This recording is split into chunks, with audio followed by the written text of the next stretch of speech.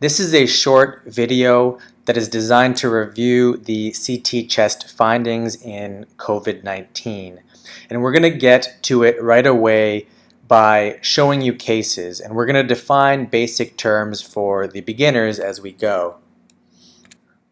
So early on in COVID-19, usually in about the first 4 days or so, you classically are going to see a bilateral process with ground glass opacities that's most frequently posterior and peripheral in distribution. The ground glass opacities have often been noted to be rounded in nature.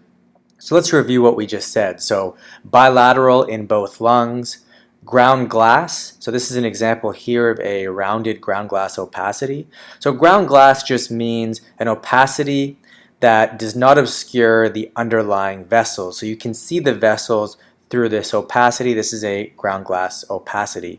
And as I mentioned, in COVID-19, they've often been observed to be rounded. So if I scroll through this case here, we have bilateral rounded ground glass opacities.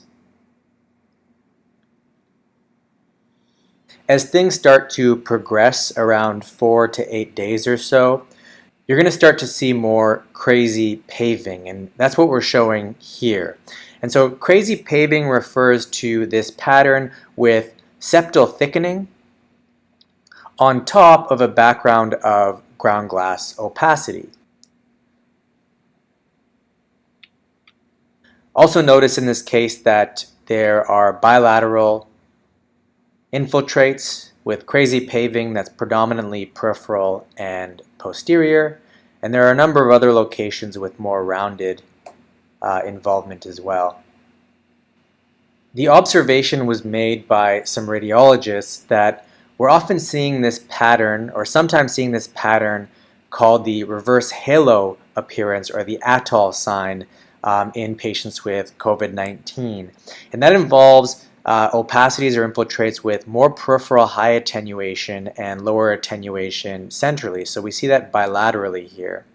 And we often see this reverse halo or atoll sign in patients who have organizing pneumonia.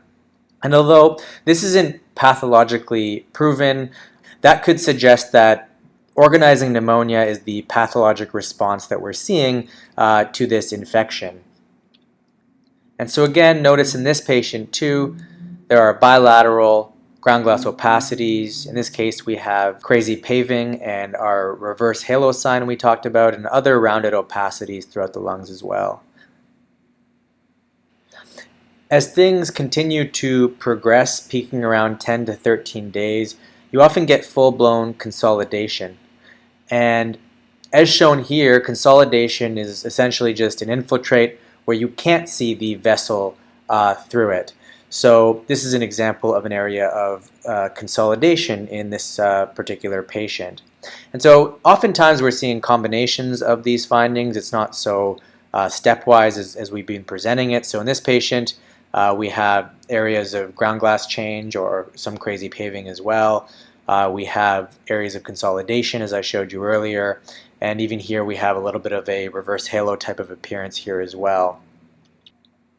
And although we say it's most commonly bilateral, it can be unilateral. So this is a patient who had COVID-19, and you notice that it's predominantly in the right lower lobe here. We have areas of clear crazy paving here, areas of ground glass change down here as well, and the left lung is relatively spared. So this one happened to be more of a unilateral process, but the vast majority are going to be bilateral.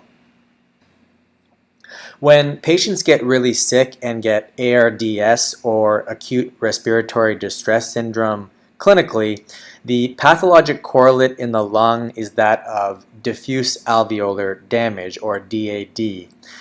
The hallmark of DAD in pathology is surfactant destruction. So early on in ARDS, pathologically, you see non-cardiogenic edema, inflammatory infiltrates, and hyaline membranes. And oftentimes with ARDS on CT early on, we see ground glass opacities, crazy paving, consolidation that's often diffuse and bilateral. And it usually has less of a zonal predilection. And it's important to know that the term diffuse alveolar damage is a pathology term. It doesn't refer to diffuse involvement in both lungs, but oftentimes we do see a more diffuse involvement in both lungs. A study recently published in Radiology classified a bunch of cases of COVID-19 as mild or severe based on clinical parameters like respiratory rate over 30, oxygen saturation under 93%, or a PaO2 over FiO2 ratio less than 300, which you see with acute lung injury. And then they created a CT chest severity score, and the CT chest severity score demonstrated pretty good performance, and it was able to identify patients with severe COVID-19 based on the clinical criteria. And the CT score itself, in my opinion, is a little bit involved, but it involves scoring 20 different areas in the lung as 0, 1, or 2 based on how much of the particular area is involved. But if you take just the overall idea away, that is, in general, as we might expect, the more area of the lung that's involved or opacified, the more likely it is to be severe. And so these images are from this paper that was published on March 30th, 2020 in Radiology. And so the reference is down here by Yang et al. And so you see here, this is a patient who had mild COVID-19 with bilateral rounded ground glass opacities. This patient happened to have severe COVID-19 clinically, and you can see that the ground glass opacities and crazy paving pattern is involving a larger area of the lung.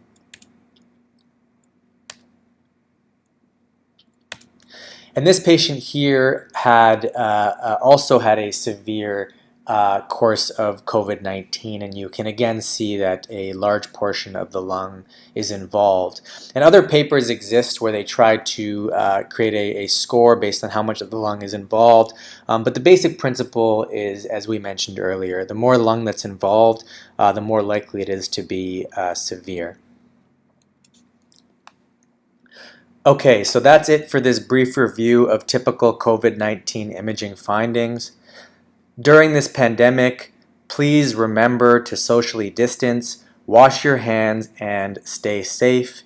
And regardless of the rules where you live, if you have any symptoms or test positive for COVID-19, stay home unless you're seeking emergency medical care. And if you're not sick, stay home too. Thank you.